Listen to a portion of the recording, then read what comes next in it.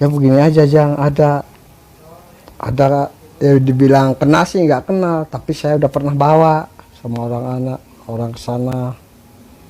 Emang jauh gak Mang dari sini? Ya lumayan lah. Ya Mang coba saya bawa ke sana. Itu orang itu sama tukang beca itu dibawa ke rumahnya itu orang itu. Data ya lo perjalanan ya sekitar setengah jam lah naik beca. Perjalanan setengah jam, tahu berapa kilo gitu. Ya sekitar 15 kiloan lah kurang lebihnya. Udah nyampe di depan rumahnya orang itu, dia nunjukin tuh Jang rumahnya, ya itu tuh yang gubuk itu tuh rumahnya. Oh Mang nggak salah Mang dibawa ke sini. Enggak, udah itu aja. Langsung si tukang beca sama yang temannya orang kaya itu datang. Salam begini ngobrol. Pas udah ketemu sama orang itu dia kaget, nggak taunya kenal. Si jadi tempatnya orang kaya itu kenal sama si orang paranormal itu kenal. Mang, kok dibawa ke sini? Ini kan teman saya, kata temannya orang kaya. Oh, jadi teman kamu? Iya, kenapa kamu kok sama teman nggak tahu? Nggak Mang, masalahnya ini orang ini nggak pernah cerita masalah ini masalah itu, nggak pernah. Oh aneh Mang, ngaku temen tapi nggak tahu kehidupan sehari-harinya, aneh kamu, kata tukang beca. Iya bener Mang, orang nggak tahu Mang. Kok aneh kan, kok kamu sama teman sendiri nggak tahu kartunya gimana. Terus itu tukang beca itu nanya, ini katanya tukang beca sama orang itu tuh, ini terus terang aja ya, ini cerita sama saya tuh begini-begini. Jadi dia punya teman orang kaya, pengen bebas dari dunia pertuyulan, kira-kira kamu bisa nggak? Itu tuh ya, itu yang punya rumah tuh senyum, terus masuk duduknya juga di tikar, duduknya juga tikar butut.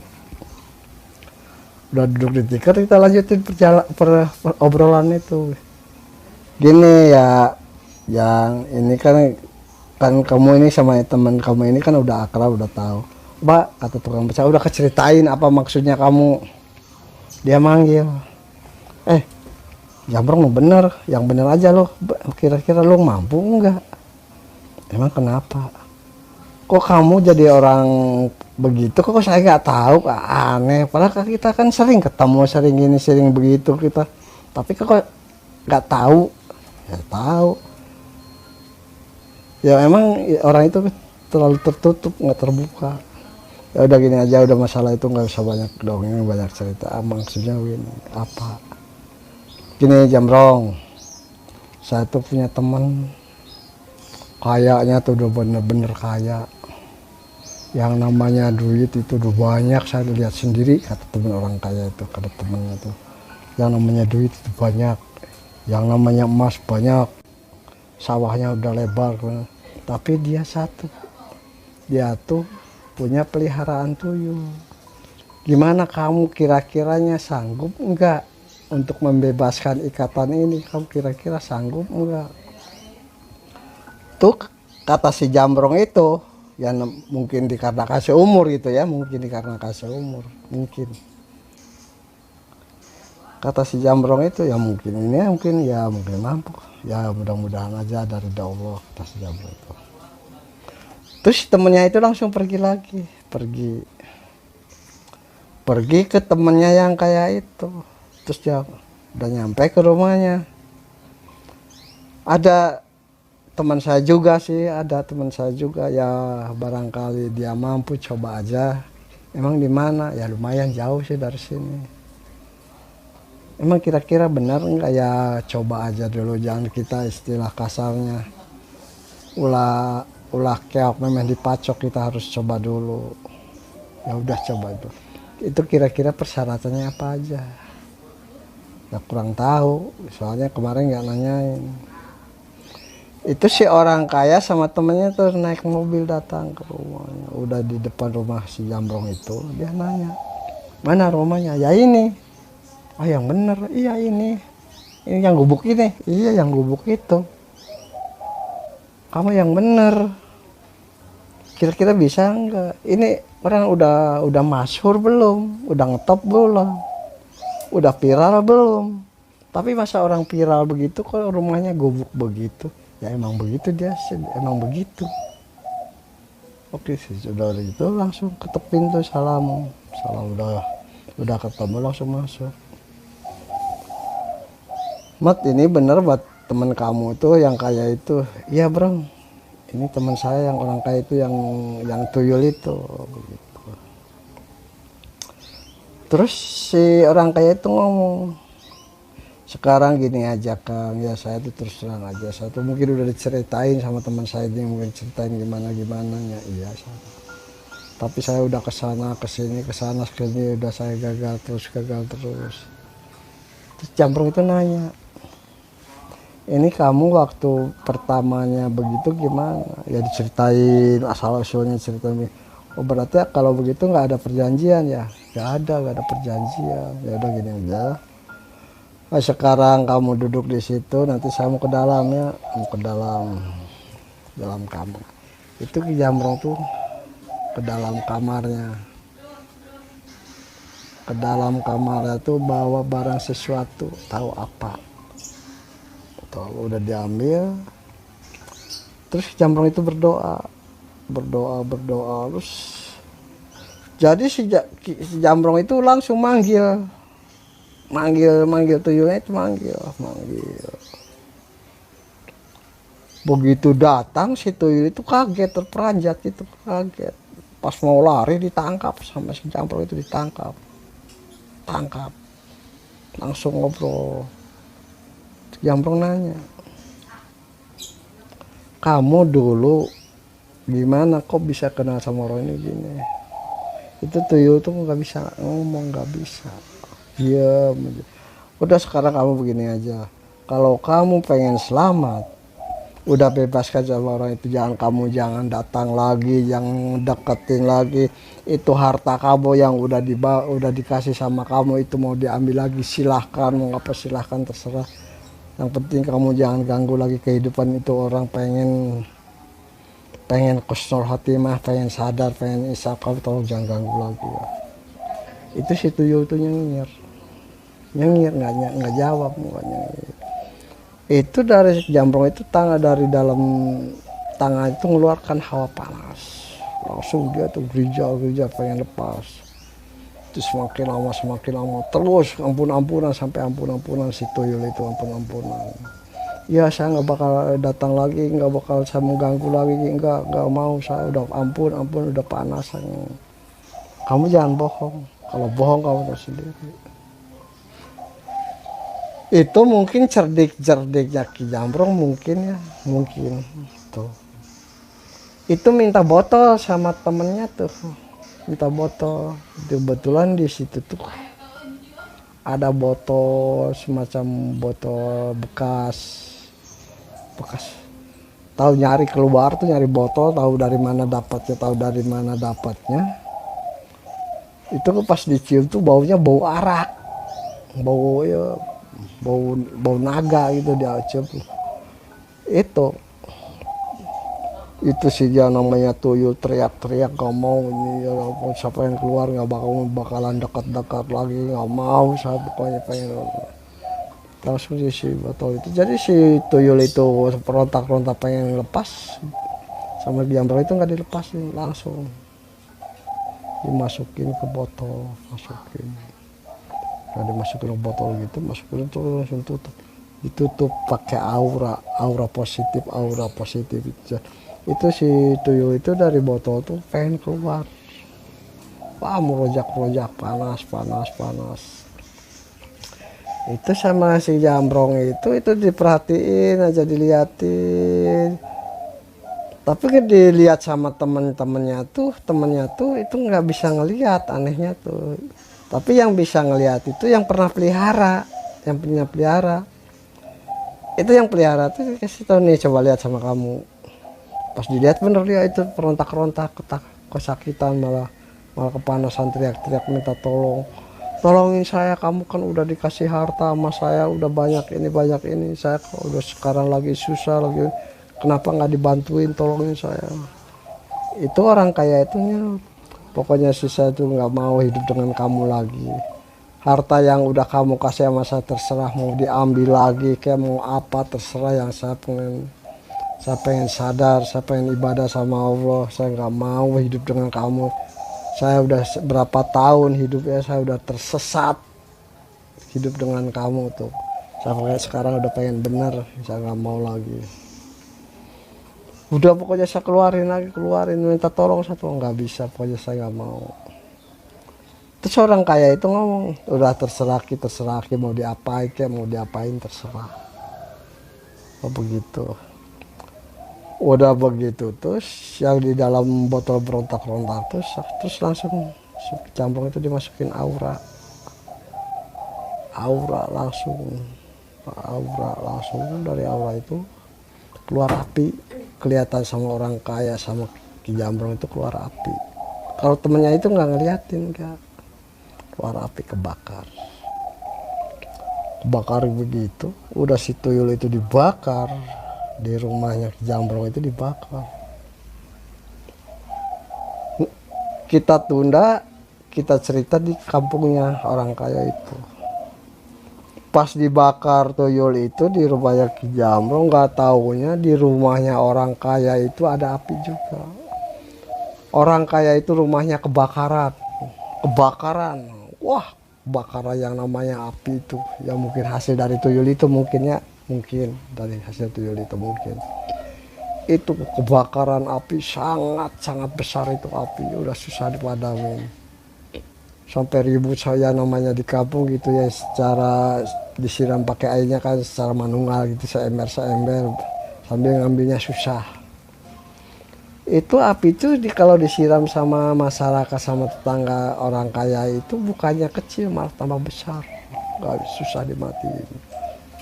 Oh, semakin besar itu yang namanya api rumahnya, sampai habis jadi arang semua itu. Untungnya tuh anaknya sama istrinya untungnya selamat, keluar semua tuh selamat. Itu hartanya yang dapat ngasih si tuyul tuh habis, entah mobilnya, entah emasnya, entah duitnya, segala macam yang hasil dari situ tuh habis semua. Jadi orang itu tuh belum tahu di rumahnya kejadian begitu, belum tahu. Padahal itu si orang kaya itu punya sawah nggak tahu di sawah yang padinya berapa minggu lagi panen tuh habis kebakaran. Tapi anehnya itu di sawah tuh kebakaran tuh, anehnya tuh di sawahnya orang kaya itu. Jadi di tempat-tempat lain enggak, cuma di sawah orang kaya aja itu habis semua, nggak ada yang nyisanya, nggak ada, habis semua. Sudah habis semua begitu. Jadi kita cerita balik lagi sama yang tadi itu, yang seorang kaya di rumahnya Ki Jambrong itu. Oke, sekarang gini gimana nih, saya kira-kira udah bebas belum dari tuyul ini, kata Ki Jambrong. Ya mudah-mudahan kamu bebas dari pengaruh-pengaruhnya dari tuyul ini. Mudah-mudahan dosa perdosaan kamu sama Allah dimaafin, dibebaskan dari dosa perdosanya insya Allah. Ya Ki, terima kasih ya, saya udah mungkin tuh ya udah. Sekarang itu orang itu nanya, kini saya harus gimana? Ya udah, kamu ibadah aja yang benar, jalankan aja amanah yang inilah itu secara baik-baik, gimana caranya terserah. Apa saya harus dikasih air? Oh, pengen minum, kata Ki Jambrong. Ki Jambrong pulang masuk ke belakang ambil sendiri, terus dikasih doa sama Ki Jambrong tuh. Udah dikasih minum, berdoa, kasih minum sama air doa itu. Dari orang kaya itu langsung habis minum tuh teriak-teriak kepanasan. Sampai tetangganya Ki Jambrong pada ngumpul, pada datang, ada apa. Udah teriak-teriak histeri begitu, si orang kaya itu langsung pingsan tuh, orang kaya itu pingsan. Itu temennya si orang kaya itu ya temen Ki Jambrong juga, kaget tuh. Tapi Ki Jambrongnya santai, masalahnya udah tahu efeknya begini begitu, udah tahu. Oh, udah gimana gitu, udah lama kemudian tuh orang itu sadar. Ini gimana nih kira-kira saya sekarang udah bebas saya gitu, kata Ki Jambrong. Ya mudah-mudahan kamu sekarang bebas dari pengaruh-pengaruh setan siluman itu. Ya kamu kalau mau pulang-pulang silahkan. Itu ya namanya Ki Jambrong, udah sama orang itu, sama orang kaya itu mau dikasih duit, banyak tuh, dikasih duit sudah banyak, ambil dari tas itu dibuka udah jadi abu semua, isi tas itu semuanya jadi abu, udah kebakar jadi abu semua, nggak ada yang duit utuh tuh, jadi abu semua, cuma tasnya aja yang utuh. Mungkin tasnya ini belinya uangnya tahu udah habis kerja di bangunan atau apa kurang tahu, cuma tasnya yang utuh.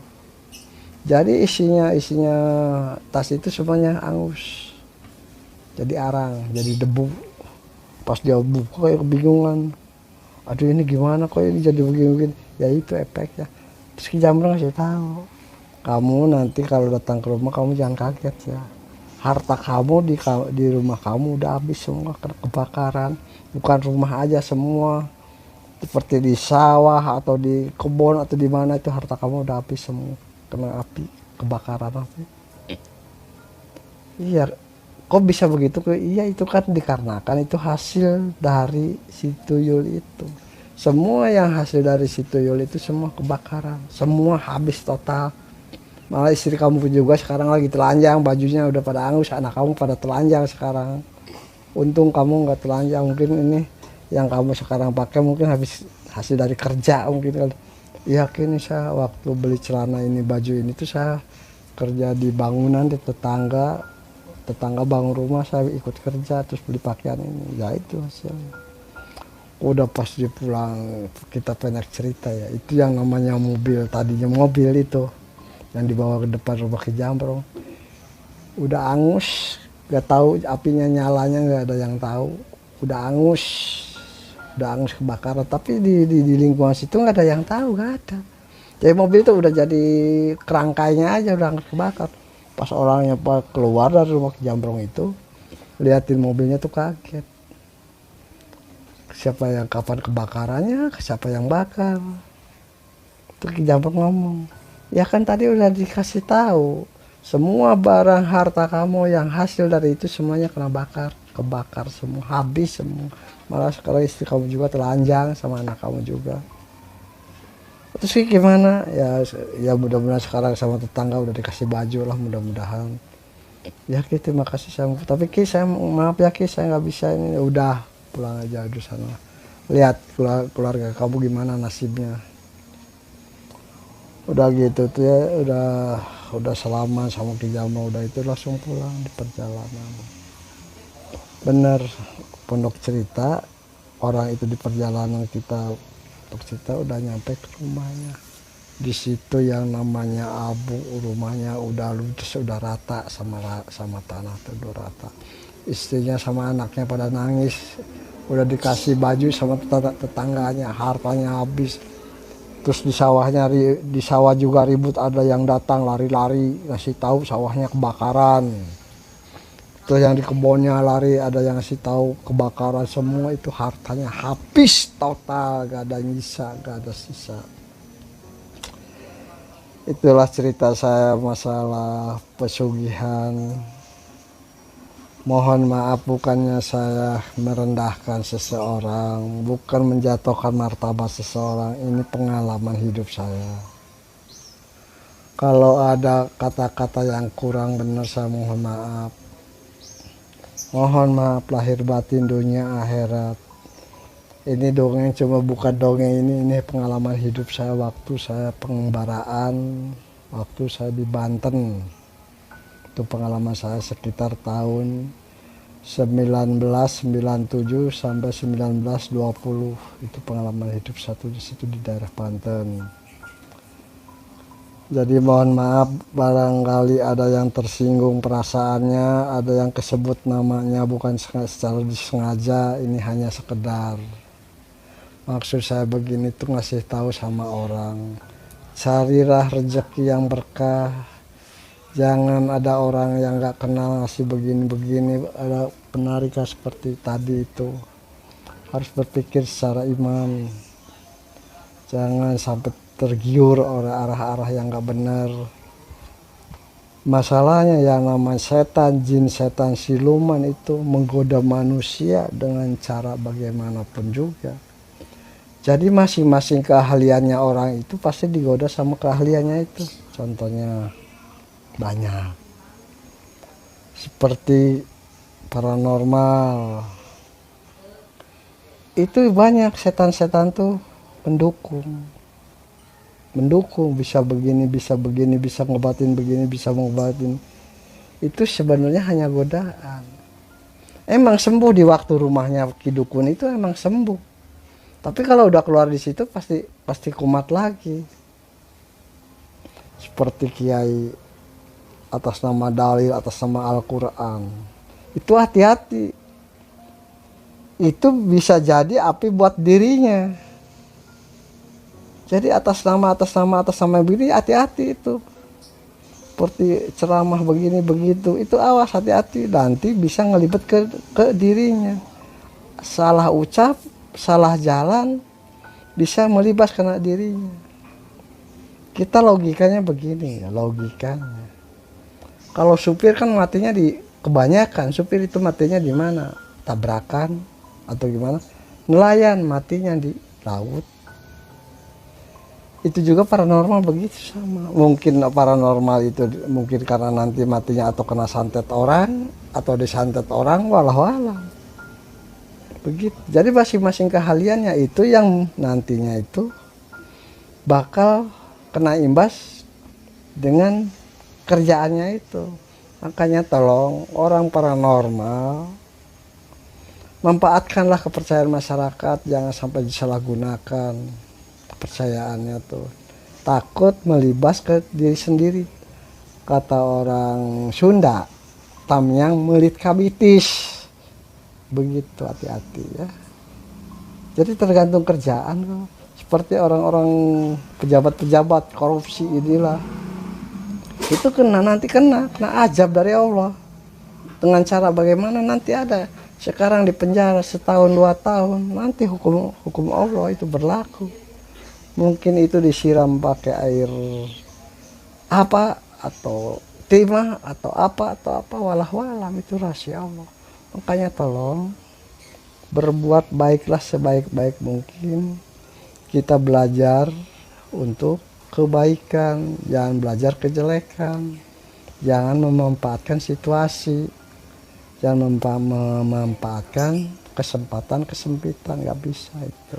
Hukum Allah, awas, di depan kamu bakal ada hukum Allah yang sangat berat azabnya.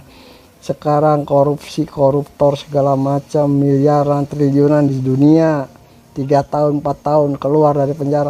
Tapi ingat, ada undang-undang dari Allah, azab dari Allah, nggak bisa dimaafkan. Kecuali mereka itu husnul khotimah dengan ridhonya, dengan ikhlasnya. Barang harta yang dapat korupsi, kasih lagi, anterin lagi ke negara. Ngambilnya dari mana? Kasih lagi ke situ, minta maaf sama orang yang bertanggung jawab. Nih, saya minta maaf atas kesalahan saya, korupsi sekian miliar, sekian triliun. Itu insya Allah bakal dimaafin. Tapi kita ngasih barang yang kita korupsi atau kita colong, itu kita sama orang itu nggak minta maaf, disebutin namanya, tetap itu dosa. Contohnya begini, contohnya ya, contohnya saya nih ya, saya nyolong ini sama si Tony, nyolong timun, itu ya contohnya ini ya. Terus saya tuh ngomong sama si Tony, Ton, saya minta maaf, saya punya dosa. Itu tuh dosa apa? Yang si Tony itu berpikir, Ki Jambrong dosa apa mas saya? Masalahnya nggak tahu. Kata si Tony, ya saya maafin Ki kesalahannya. Itu salah apa? Terkecuali kita Ki Jambrong ngomong sama si Tony atau si Ucup, Ton, Sup, saya minta maaf kemarin udah nyolong timun kamu, dimaafin nggak? Kalau dimaafin ya alhamdulillah, kalau enggak kebangetan tega. Kata si Tony, kata si Ucup, ya saya maafin. Itu insya Allah bebas dari dosa. Tapi kita maaf nggak disebutin kesalahan kita, kelakuan kita, tetap dosa, tetap. Makanya kita kejujuran, kesabaran, ketabahan itu harus digalakkan. Seumpamanya tukang ini atau segala macam. Jadi kita sebut kesalahan-kesalahan kita tuh apa. Kita habis colong sendal sama si Ucup. Ucup jari-jari ke sana, padahal dicolong sama saya. Cup, saya minta maaf ya, kata Ucup. Emang salah apa? Udah saya minta maaf, saya udah berbuat dosa. Kata si Ucup, ya saya maafin. Itu tetap dosa. Dikarenakan kesalahan tadi nyolong sendal itu nggak diceritain. Kalau diceritain, Cup, tolong saya minta maaf, sendal kamu saya kemarin colong, terus sekarang udah saya anterin, maaf ya. Itu si Ucup yang mendoakan, alhamdulillah kamu udah sadar, udah insaf, ya saya maafin. Itu berkah taubat itu makanya kalau kita minta maaf sama sesama siapa aja, tolong sebutin kesalahan-kesalahan kita sejujur-jujurnya kita. Jadi dosa kita yang udah kita lakukan itu insya Allah bakal dibersihkan. Dosa manusia tuh nggak bakalan habis-habisnya, sebelum kita mati nggak bakalan habis. Udah minta maaf kesalahan pasti besok atau bentar lagi bikin. Itu manusia, sifat manusiawi. Makanya kalau kita minta maaf sama sesama atau sama siapa, sebutin kesalahan kita, sebutin. Saya minta maaf tadi habis nyolong sendal, saya minta maaf habis nipu, sebutin, ceritain apa yang kita lakukan sama orang yang bersangkutan itu. Kita harus diceritain, insya Allah di situ bakal dimaafin. Seperti lebaran banyak orang ya salaman, innal aidin wal faidin. Emang bagus, itu maksudnya apa? Cuma salaman itu membebaskan dosa. Wallahu alam. Wallahu alam. Mungkin orang ini salaman tuh banyak dosanya sama kita. Ini yang dimaafin tuh dosa yang mana? Nggak mungkin kita udah berbuat dosa sama orang ini, kita silaturahim lebaran Idul Fitri dihapus dosa, nggak mungkin. Kecuali kita ceritain, selama setahun ini saya berbuat salah sama si Ucup, ceritain saya udah nipu, udah nyolong, udah ngomelin, udah ngegampar, ceritain satu persatu sampai mendetail, insya Allah di situ bakal dimaafkan, bakal dihapus dosa insya Allah. Tapi saling begitu-begitu ya, wallahu alam bisawab, nggak mungkin, saya yakin nggak mungkin. Masalahnya dosa kita tuh wallahu alam, belum bisa ditentukan hari ini kita habis berbuat dosa atau berdosa, wallahu alam, Allah maha tahu. Kita sih ibaratnya kalau menurut ilmu pewayangan kita ini hidup ibarat wayang, tergantung dalangnya itu Allah, wayangnya kita itu manusia. Makanya kalau kita mau minta maaf sama seseorang, sama siapa aja, kita sebutin dosa-dosa kita satu persatu, jangan malu. Jangan ceritain saya nih sama si Tony udah ngambil rokoknya, toh saya minta maaf ya, toh tadi udah nyolong rokok sebatang, insya Allah. Tapi kalau toh saya minta maaf ya, kata Tony teh, emang maaf sudah apa? Itu bertanya, begitu kan? Kita ambil logika lagi, kita lari ke warung, kita tujuannya beli obat, datang ke warung, bu beli bu, terus tukang warung nanya mau beli apa? Itu orang ngeliatin di warung tuh, ngeliatin bengong aja. Kata tukang warung, nih orang gimana kesini katanya mau beli tapi bengong itu. Itu logikanya. Makanya kita maaf, kalau kita maaf sesama manusia, kepada siapa aja, kita ibarat belanja ke warung, sebutin apa yang kita mau, sebutin satu jangan malu. Insya Allah di situ bakal dihapus dosa-dosanya. Begitu. Itu menurut versi saya, kehidupan saya selama ini. Mohon maaf, kurang lebihnya hanya begitu. Mohon maaf, panjang pendeknya cerita saya. Mudah-mudahan yang bagusnya ambil, yang jeleknya buang. Mudah-mudahan cerita ini buat untuk kita semua. Ini terutama dongeng ini tuh untuk membangunkan jiwa saya, kehidupan saya. Jangan yang seperti ucapan-ucapan saya begitu. Ini ngomong begini tuh saya tuh istilahnya tuh satu nasihati diri saya sendiri, bukan nasehatin orang, bukan. Saya pengen berbuat baik sebaik-baik mungkin. Bukan ngasih untuk orang-orang begini, bukan. Ini khusus untuk pribadi saya supaya saya semakin tua ini, semakin lanjut usia ini, supaya kelakuan satu lebih baik lagi daripada yang udah-udah. Assalamualaikum warahmatullahi wabarakatuh.